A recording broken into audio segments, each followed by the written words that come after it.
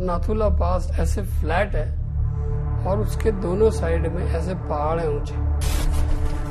North की तरफ है एक पहाड़ जिसका नाम है सेबुला और साउथ की तरफ है जिसका नाम है कैमल्स बैक। तो पास फ्लैट है, कोई मार्किंग नहीं है उसके ऊपर। तो चाइनीज जो थे जब हमारे पेट्रोल जाते थे तो हमेशा कहते थे भाई आप हमारे इलाके में आ गए। हम उनको कहते थे कि नहीं, हम अपने एरिया में हैं, आपका पेट्रोल हमारे एरिया में क्रॉस कर रहा है। तो रोज ही कुछ ना कुछ ऐसे चलता रहता था वाद विवाद। तो फिर ये डिसाइड किया गया कि भाई इस चीज को बंद करने के लिए पास का जो सेंटर है वहां बाएं से लेकर दाएं तक एक तार लगा दी जाए ताकि रोजाना का ये लफड़ा बंद हो।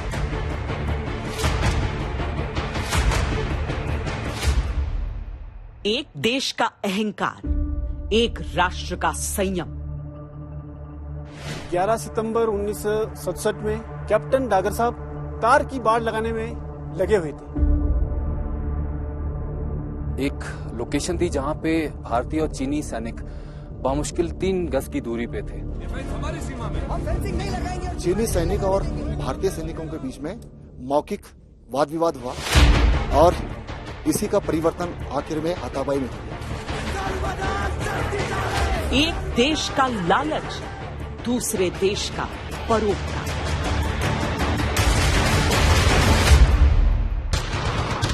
अचानक से चीनी सैनिकों ने फायरिंग शुरू कर दी।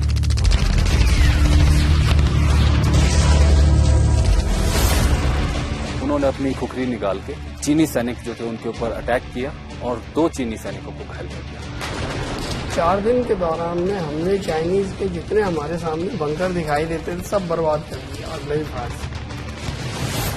एक देश का घमंड, दूसरे देश का प्रचंड शौर्य। घायल होने के बावजूद उन्होंने चीनी सेना के 2 जवानों को मार गिराया। हमने चाइनीज को वहां से धकेल दिया पीछे। ये जो 1-2 मिनट में ये एक्शन हुआ, इससे चीनी सैनिक बहुत ज्यादा घबरा रहे थे। आंकड़े के हिसाब से चाइनीज की कैजुअलिटी 400 से ज्यादा थी। चाइनीज अगर ये कहते हैं कि हमको 62 याद रखना चाहिए तो हमको उनको ये कहना है कि भाई तुम 67 याद रखो जहां तुमने मुंह की खाई थी।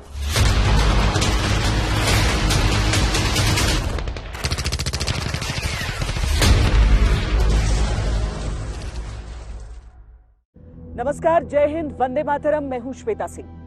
एक बात होती है इतिहास रचना और दूसरी बात होती है अपनी हिम्मत से इतिहास के चंद बोझिल पन्नों को मिटाना, दोबारा लिखना और रुतबे को गढ़ना। आज वंदे मातरम में जो कहानी हम आपको सुनाने जा रहे हैं वो कुछ इसी तरह के पराक्रम की है। हिंदुस्तान के उत्तर पूर्व में लड़ी गई 2 लड़ाइयां जो पराक्रम की कई कहानियों के बीच कुछ अनसुनी सी, दबी सी रह गई।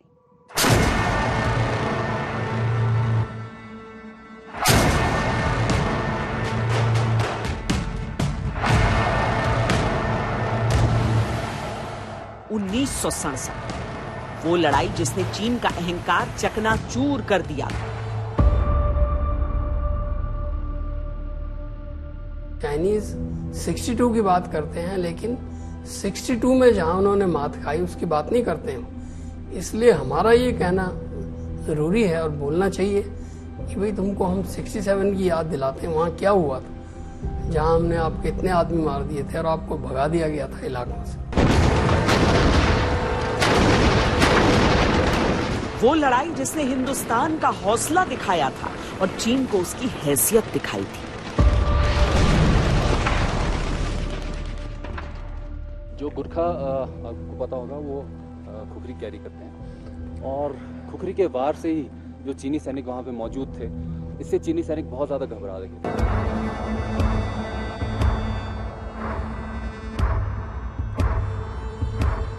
इस लड़ाई ने इतिहास का एक अध्याय सुधारा था। इस लड़ाई ने दुनिया के भूगोल को भी बदला था।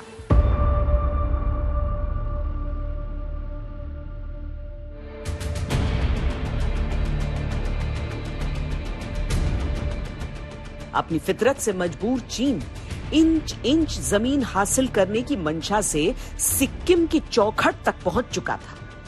उन दिनों सिक्किम एक स्वतंत्र मुल्क था जहां राजशाही चलती थी।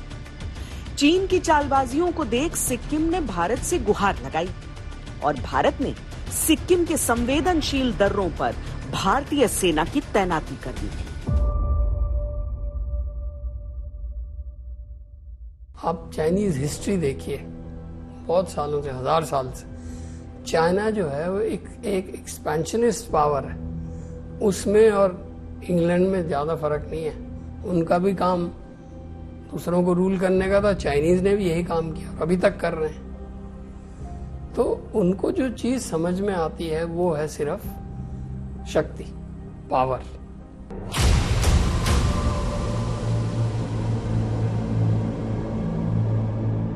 दरअसल चीन केवल सिक्किम की जमीन पर अतिक्रमण नहीं कर रहा था, वो भारत के संयम पर भी प्रहार कर रहा था। उसने 1965 से ही ये कोशिशें शुरू कर दी थी। एक तो उसे 1962 का घमंड था, दूसरा वो 1965 के भारत पाकिस्तान युद्ध के दौरान इस बात का फायदा उठाना चाहता था कि भारत दूसरे मोर्चे पर उलझा हुआ है।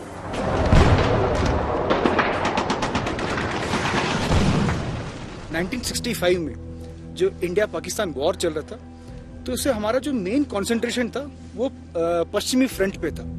तो इस कारण चाइना ने ये समझा कि हमारा अटेंशन उस तरफ है और यहाँ पे वो थोड़ा ओवर कॉन्फिडेंट हो गया। अनेकों ऐसे मौके सामने आ रहे थे जहां चीनी सैनिक भारतीय सेना को उकसा रहे थे। कहीं 1 इंच जमीन पर वो अड़ जाते थे, कहीं एक पत्थर पर दावा कर देते थे। बड़ी अजीब सी स्थिति थी। भारत बेकार के झगड़ों में फंसना नहीं चाहता था, पर ऐसी चालबाजियों को आखिर कब तक सहा जाता?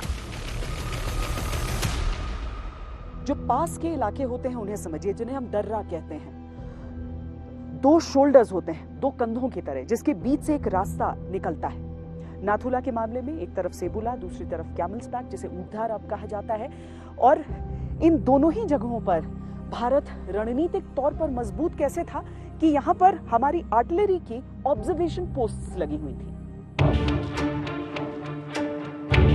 नाथुला या स्थानीय उच्चारण के अनुसार नाटुला समुद्र तल से 14,200 फीट की ऊंचाई पर है।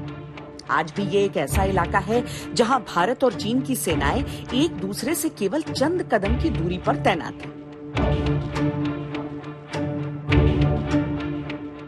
चीन के पास उत्तरी इलाके का कब्जा है और भारत दक्षिण के हिस्से में नियंत्रण रखता है। हम आपको ये भी समझाते हैं कि पास यानी दर्रे का मतलब क्या होता है। पास देखिए एक ऐसी लोकेशन होती है जहाँ पे दोनों साइड में एक ऊंची पहाड़ी होती है और एक बीच में एक लोकेशन होती है जहाँ से इजीली एक ट्रूप्स की बॉडी या फिर कोई गाड़ी वगैरह जहाँ पे रास्ता वगैरह हो जहाँ से मूव कर सकते हैं। तो चोला पास जो था इसके आसपास बाएं साइड में 0.15450 है और दाहिने साइड में अगेन 0.15780 है और बीच में ये गैप बनता है जहाँ से आप गुजर सकते हैं। तो इसकी अहमियत होती है, पास की अहमियत होती है कि इसके दोनों जो पहाड़ियाँ हैं उनका कंट्रोल जो बहुत ज़रूरी होता है ताकि जो बीच का रास्ता है उसके ऊपर आप ऑब्जर्वेशन रख सकें। नाथुला दर्रे के दोनों ओर जो शोल्डर्स हैं उनमें एक का नाम है सेबुला और दूसरे का कैमल्स बैक, जिसे ऊंटधार कहा जाता है। इन्हीं 2 ऊंचाइयों के बीच से गुजरने का जो रास्ता है वो नाथुला पास कहलाता है। यहाँ का मौसम भी बेहद मुश्किल होता है।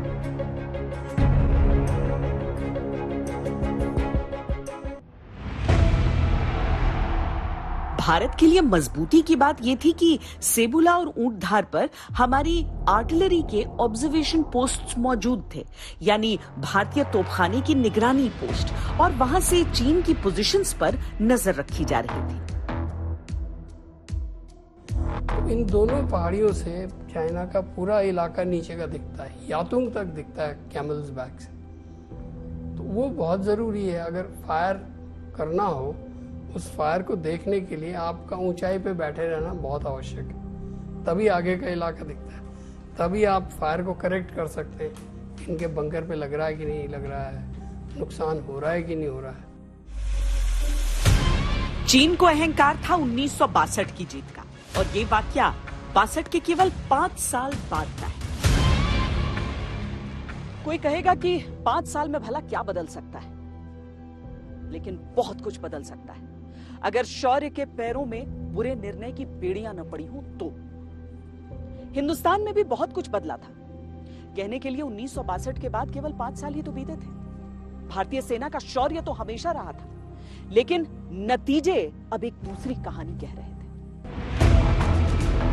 5 साल में हिंदुस्तान की सूरत बदल चुकी थी। इन 5 सालों में 1965 के युद्ध में हमने पाकिस्तान को जबरदस्त पटखनी दी थी। देश का राजनीतिक नेतृत्व बदल चुका था, और सबसे बढ़कर भारत का सैन्य नेतृत्व अलग था। जब 1967 का जब ये स्कर्मिश हुआ, उस टाइम 17 माउंटेन ड्यू का जो नेतृत्व था वो मेजर जनरल सगत सिंह कर रहे थे। उसके बाद 33 कोर का जो कमान था वो लेफ्टिनेंट जगदीश सिंह अरोरा ने संभाला था, और जो पूर्वी कमान के जो जीओसी इनसी थे वो लेफ्टिनेंट सैम मनिक्षा थे। नेतृत्व और निर्णायक क्षमता थी, ये काफी सराहनीय थी। सैम मानेकशॉ, जसजीत सिंह अरोड़ा और सगत सिंह की ये तिकड़ी आगे चलकर पाकिस्तान के 2 टुकड़े करने वाली थी, लेकिन उनकी इच्छा शक्ति का नमूना 1967 में ही नजर आ गया था।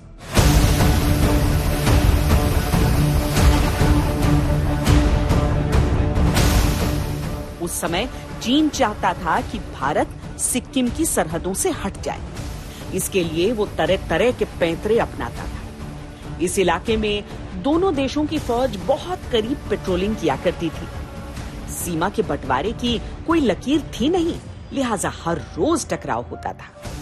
बात शुरू होती थी बहस से, फिर हाथापाई पर आ जाती थी। चीन की ओर से झगड़े के निपटारे के लिए उनका एक सरकारी अधिकारी भेजा जाता था, जिसे टूटी फूटी अंग्रेजी आती थी। 6 सितंबर को नाथुला पर ऐसी ही एक बहस में जब धक्का मुक्की शुरू हुई तो चीनी अधिकारी गिर गया और उसका चश्मा टूट गया। रोज रोज के झगड़ों से परेशान हिंदुस्तान ने फैसला किया कि उस इलाके में कांटेदार तार लगाएं। ये जिम्मेदारी पूरी करनी थी 55 इंजीनियर्स रेजिमेंट की 70 फील्ड कंपनी को, और इनका सहयोग करने के लिए 18 राजपूत और 2 ग्रेनेडियर्स की एक कंपनी पर दायित्व था। 11 सितंबर को ये काम 2nd ग्रेनेडियर्स के commanding officer lieutenant colonel Rai Singh की देखरेख में शुरू किया गया। नाथुला दर्रे के बीचों बीच तार लगाई जा रही थी, पर जैसे ही भारतीय सेना ने कार्रवाई शुरू की, चीनी सैनिक फौरन वहां पहुंच गए। वहां चीनियों ने उनसे तार बिछाने का काम रोकने के लिए कहा।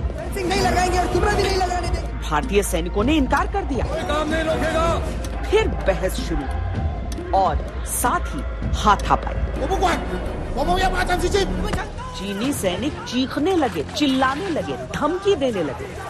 वो सरकारी नुमाइंदा भी बढ़ चढ़कर शोर मचा रहा। जब हाथापाई हुई तो उसके जैकेट का एक बटन टूट गया। फिर तो उसके गुस्से की कोई सीमा ही नहीं रही।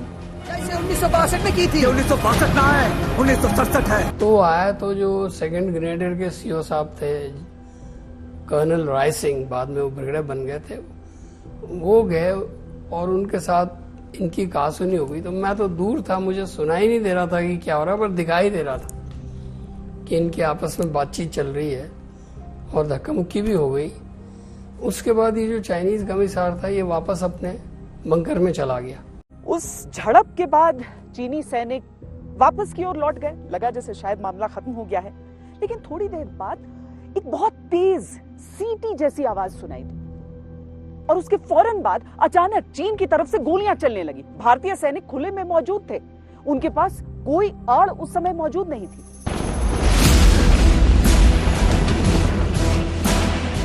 चीनी सैनिक बंकरों में छिपे थे और खुले में तार बिछा रहे भारतीय सैनिकों को तो इस गोलीबारी से बचने के लिए कोई आड़ भी नहीं थी। लेकिन सैनिकों के पास जैसा हौसला था, उसकी उम्मीद चीन नहीं कर सकता था। लेफ्टिनेंट कर्नल राय सिंह ने रॉकेट लॉन्चर उठाया और चीनी बंकर पर जवाबी हमला बोल दिया। हालांकि खुले में होने के कारण उनका शरीर अब तक गोलियों से छलनी हो चुका था। कर्नल सिंह वहीं गिर गए, पर रणभूमि से हटने से इनकार कर दिया। वो अपने सैनिकों को लड़ते रहने के लिए प्रेरित करते रहे। अच्छा, कर्नल रायसिंह का क्या हुआ कि जैसे ही फायरिंग शुरू हुआ, कर्नल रायसिंह पे गोली लगी और वो वुंडेड हो गए और इवैक्यूएट हो गए। उसके बाद वहाँ पे मेजर हरभजन और एक ग्रेनेडियर के थे कैप्टन डागर, इन दोनों ने जब वहाँ से गोली चल रही थी तो उन्होंने कहा भाई ये गोली बंद होनी चाहिए। तो उन्होंने कुछ सिपाहियों को इकट्ठा किया और वहाँ कोशिश की। गोलियां तीन ओर से बरस रही थी। जान बचानी थी तो पीछे की ओर हटना होता, पर भारतीय सैनिकों ने पीछे हटना कभी सीखा ही नहीं। 18वीं राजपूत के मेजर हरभजन सिंह इंजीनियर्स की प्रोटेक्शन पार्टी का हिस्सा थे। उन्होंने अपने सैनिकों से कहा, आगे बढ़ो, चल! और चीनियों की ओर कूद पड़े। 3 चीनी सैनिकों को तो उन्होंने अपनी बंदूक के नेजे से मौत के घाट उतार दिया और फिर चीन की एक LMG पोजीशन पर हैंड ग्रेनेड फेंक कर उसे खामोश कर दिया। मेजर हरभजन सिंह खुद भी निढाल हो गए। मेजर हरभजन साहब ने अपने सैनिकों को हमलावर बल के ऊपर आक्रमण करने का आदेश दिया। 3 चीनी सैनिकों को घायल करते हुए वो आगे बढ़े। दुश्मन की LMG जो कि हमारे जवान के ऊपर खुले में फायर कर रही थी, हथगोला लेकर उसको बर्बाद कर दिया। और इसी कार्रवाई के बीच उन्होंने अपने जीवन का सर्वोच्च बलिदान दिया। इस बहादुरी के लिए उनको मरणोपरांत महावीर चक्र से सम्मानित किया गया। उधर 2 ग्रेनेडियर्स के कैप्टन पृथ्वी सिंह डागर भी खुले में जंग लड़ रहे हैं। घायल होने के बावजूद और दुश्मन के MMG फायर के सामना करते हुए उन्होंने अपने मृत सैनिक की राइफल उठा के चीनी सेना के 2 जवानों को मार गिराया। उसके बावजूद भी चीनी सेना की MMG फायर करती रही।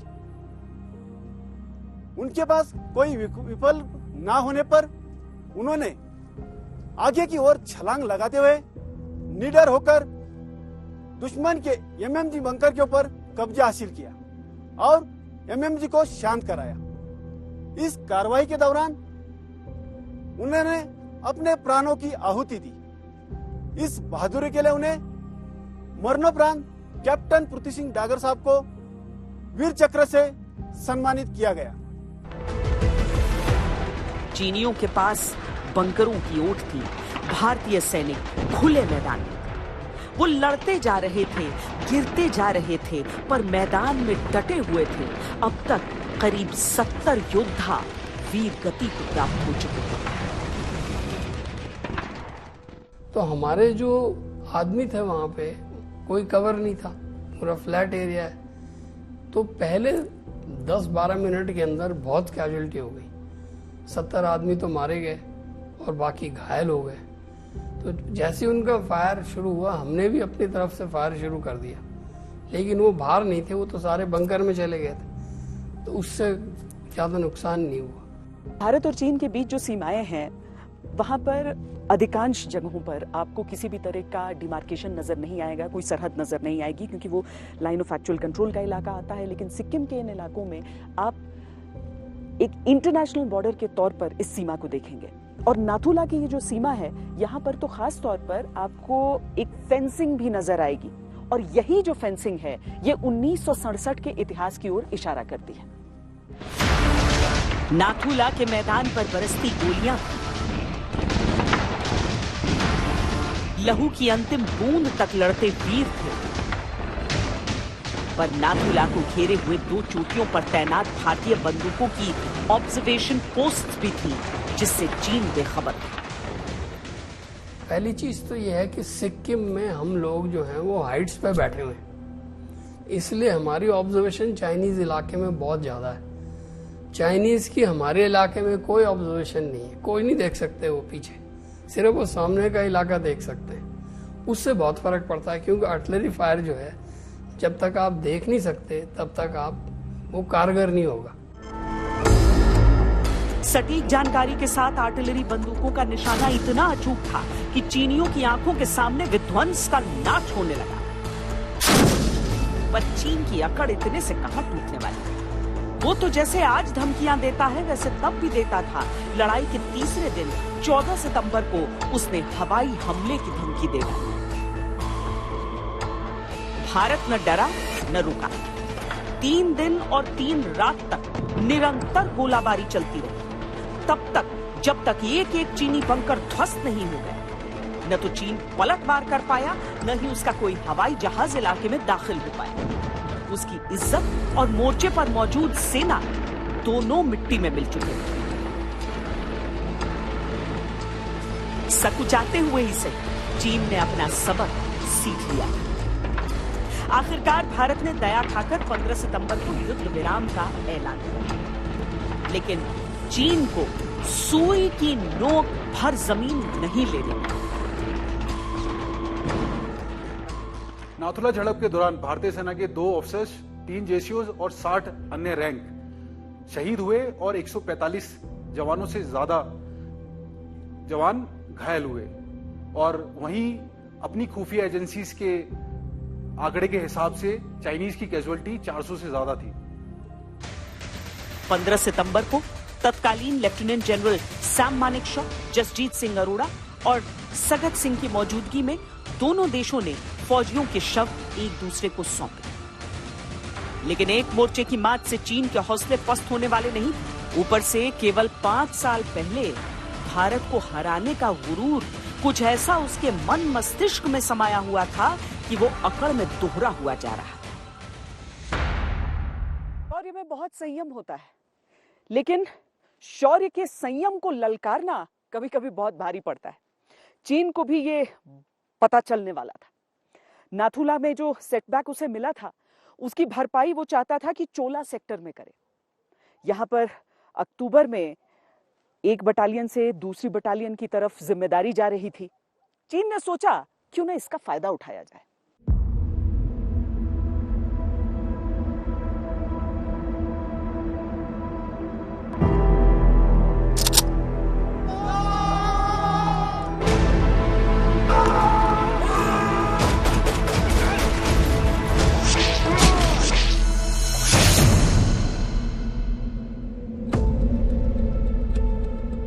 नाथुला की घटना के बाद भारत ने सिक्किम में अपनी तैनाती बढ़ा दी। चोला के इलाके में भारत और चीन के सैनिक मुश्किल से 3 कदम की दूरी पर तैनात थे। बहस आम थी, खासकर एक छोटे से चट्टान को लेकर। चीनी सैनिकों ने उस पर लाल रंग का पेंट किया और माओ रॉक लिख दिया।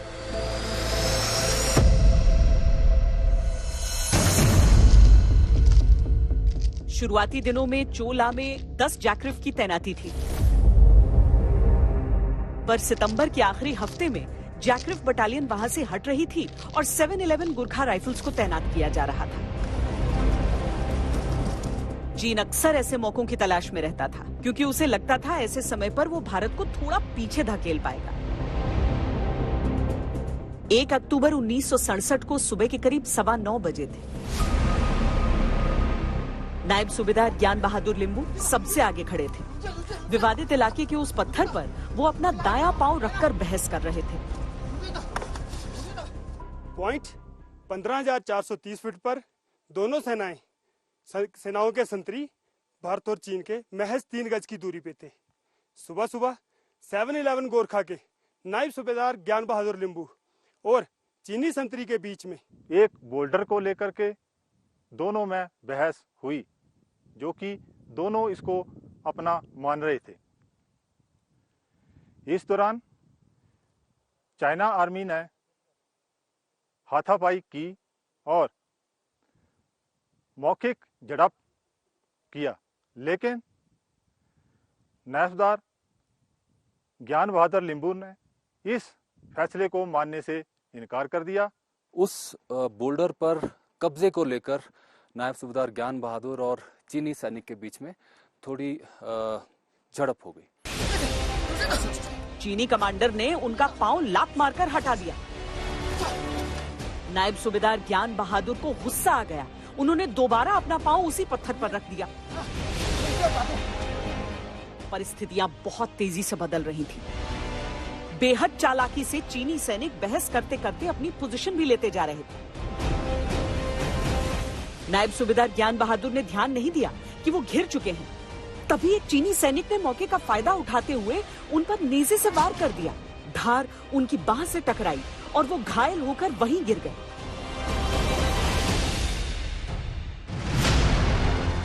चीनियों को लगा गुरखा डर कर पीछे हट जाएंगे, लेकिन शायद उन्होंने गुरखाओं की वीरता के बारे में सुना नहीं था। नायब सूबेदार ज्ञान बहादुर के साथी फौजियों का खून उबल पड़ा। गुरखाओं ने अपनी खुखरी निकाली और चीनियों में त्राहिमाम मच गया।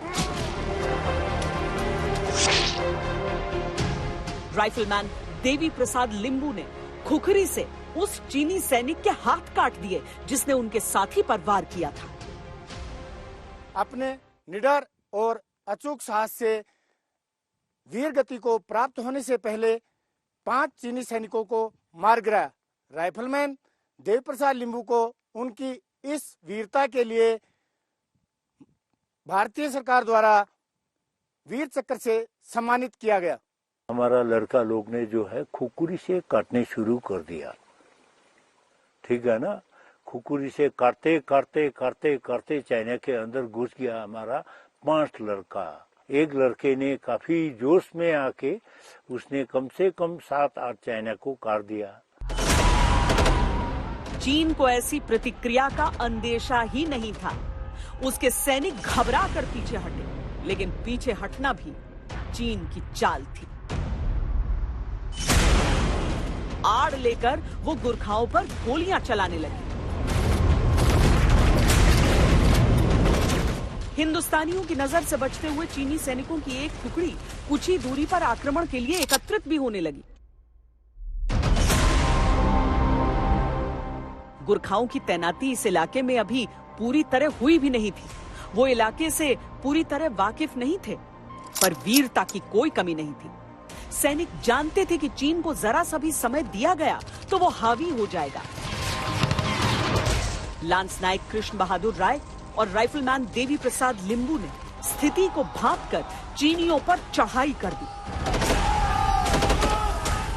सामने से आती गोलियां उन्हें छलनी करती रहीं, पर वो रुके नहीं। उस रोज राइफलमैन देवी प्रसाद लिंबू ने अपनी खुखरी से कहर बरपा दिया था।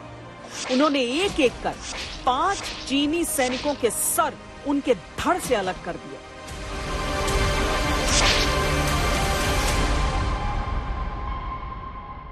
चीन ने ऐसे पलटवार की कल्पना भी नहीं की थी। भारतीय सैनिक बहुत ज्यादा आक्रामक थे और चीन का जो गोला बारूद था उस पर भारी पड़ रही थी भारत की खुखरी।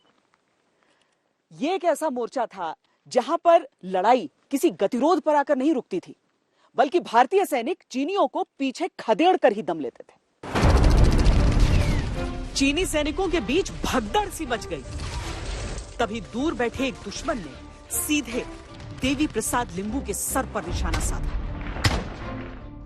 एक लड़के ने काफी जोश में आके उसने कम से कम 7-8 चाइना को काट दिया, जो कि अभी उसको भी अवार्ड मिला है वीर चक्र का। अब तक 7-11 गुरखा के company commander lieutenant Ram Singh Rathore भी दुश्मन से लोहा लेते हुए वीर गति को प्राप्त हो चुके थे। स्थिति को काबू में करने के लिए कमांडिंग ऑफिसर लेफ्टिनेंट कर्नल केबी जोशी ने मोर्टार फायर खोलने के आदेश दे दिए। तोपों से इतने सटीक गोले बरसे कि चीनियों को उस वक्त पीछे हटना ही पड़ा। घटनाक्रम इतनी तेजी से बदल रहा था कि केवल 1 घंटे में शांति से युद्ध का माहौल बन चुका था।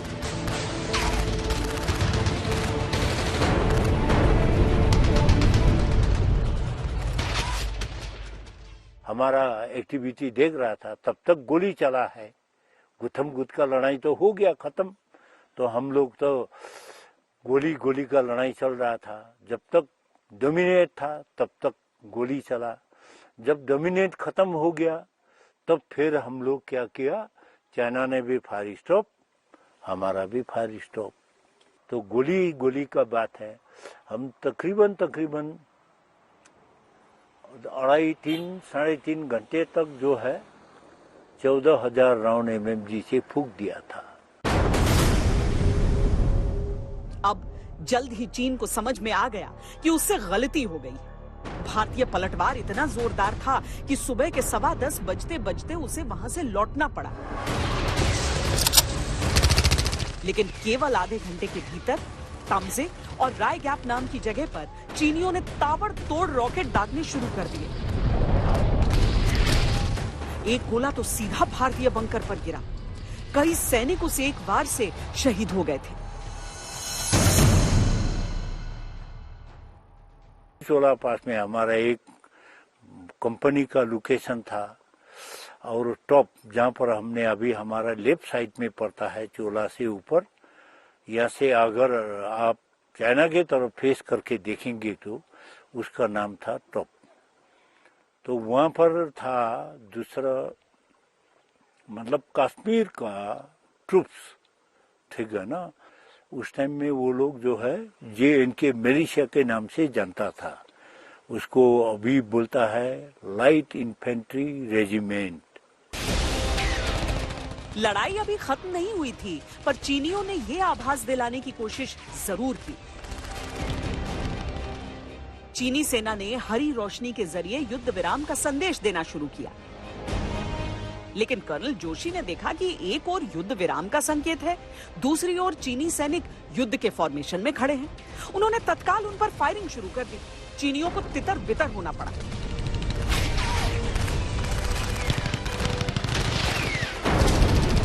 चार चीनी सैनिक वहीं ढेर हो गए और एक बार फिर चीनियों को अपने क्षेत्र में वापस लौटना पड़ा। महज एक दिन की लड़ाई में चीन को जबरदस्त पटखनी मिली थी। लेकिन इस पूरी अफरा तफरी में चीनियों ने एक महत्वपूर्ण चोटी पर चुपके से कब्जा जमा लिया। टेन जैकरिफ उस जगह से दूर जा चुके थे, पर उसके कमांडिंग ऑफिसर लेफ्टिनेंट कर्नल महात्म सिंह को आभास हो रहा था कि चीन को उस चोटी से बेदखल करने के लिए उनकी बटालियन को वहां जाना जरूरी होगा, क्योंकि उनके सैनिक लंबे समय से वहां पर तैनात रहे थे और इलाके को अच्छी तरह जानते थे। वो तेजी से उस ओर वापस लौटे।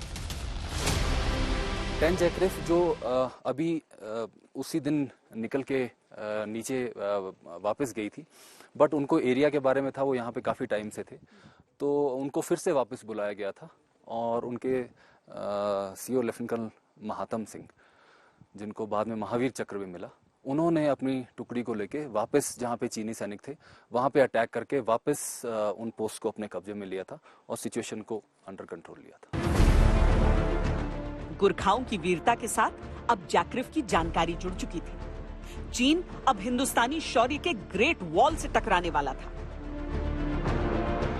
शाम के 5 बजे थे जब चोटी को वापस लेने की लड़ाई की शुरुआत हुई।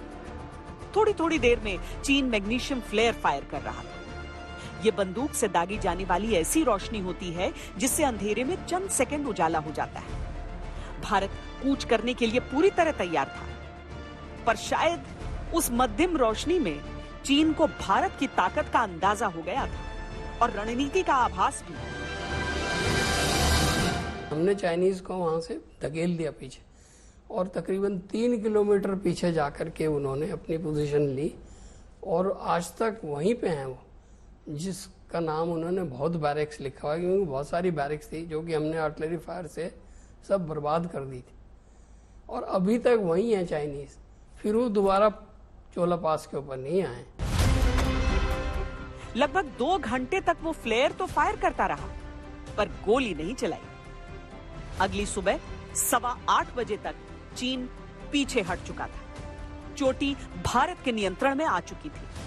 चीन को अपनी सीमा में 3 किलोमीटर पीछे लौटना पड़ा था। ये चीन की सबसे करारी और शर्मनाक शिकस्त थी।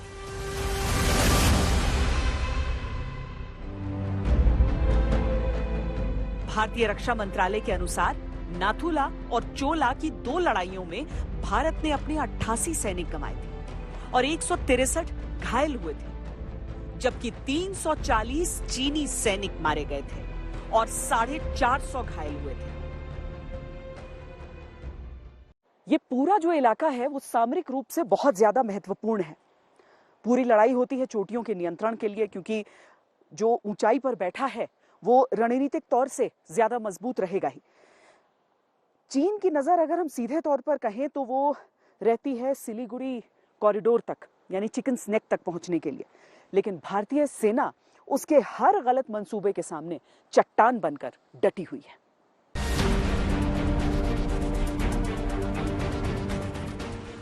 एक युद्ध के नतीजे पर अपना आकलन आधारित कर लेना चीन को बहुत महंगा पड़ा था। भारत की नीति विस्तारवादी कभी नहीं रही, लेकिन अपनी संप्रभुता की रक्षा करना उसने सीख लिया था। 67 की 2 लड़ाइयों में भारतीय सेना के प्रदर्शन ने समूचे देश का हौसला बढ़ाया था। हालांकि तत्कालीन सरकार चीन को और उकसाना नहीं चाहती थी, लिहाजा भले ही चीन बार बार 62 की जीत का धौंस दिखाता रहा, भारत ने 67 की जीत का कभी भी बढ़ चढ़कर बखान नहीं किया। 62 वॉर का लड़ाई चल रही थी, अखबारों में आ रहा था, रेडियो में, उन दिनों टीवी नहीं था, रेडियो में आ रहा था, पूरे देश में चल रहा था, इसका कहीं आया ही नहीं। इसलिए ये ज़रूरी है कि लोगों को इसकी जानकारी हो कि हमने 62 के 5 साल के अंदर चाइनीज़ को इतना मुंह तोड़ जवाब दिया।